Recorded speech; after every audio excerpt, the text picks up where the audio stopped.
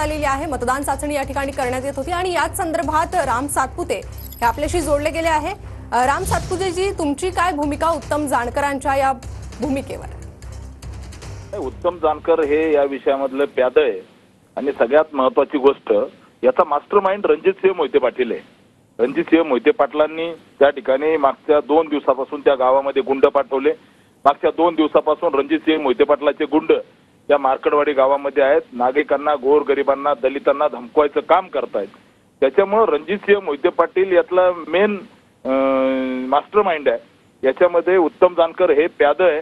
त्याच्यामुळे उत्तम जानकरवर बोलावं असं मला वाटत नाही।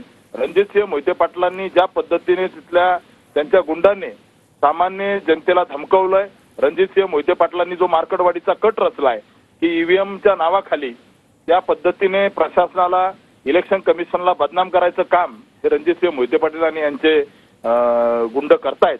याला उत्तर निश्चित भविष्यामध्ये इथली जनता देईल। त्या मार्कडवाडी गावामध्ये मी 21 कोटी 89 लाख रुपयाची विकास कामं केलेत। त्या गावाला कधी मोहिते पाटलांनी 75 वर्षामध्ये खडी टाकली नाही। त्या गावामध्ये रस्ते झाले। त्या गावामध्ये एक वशा मारुती नावाचं पर्यटन केंद्र 7 कोटी रुपये उभा करून मी उभा केलं खर्च करून।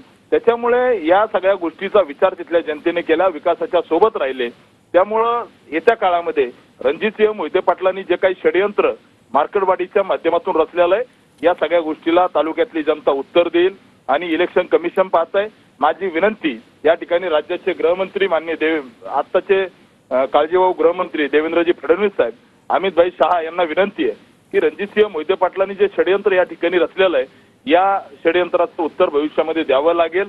भारतीय जनता पार्टीच्या कार्यकर्त्याला धमकवलंय, भाजपाच्या कार्यकर्त्याचं रक्त सांडलंय, आमच्या महायुतीच्या कार्यकर्त्याला धमक्या या रणजितसिंह मोहिते पाटलाच्या गुंडांनी दिल्या।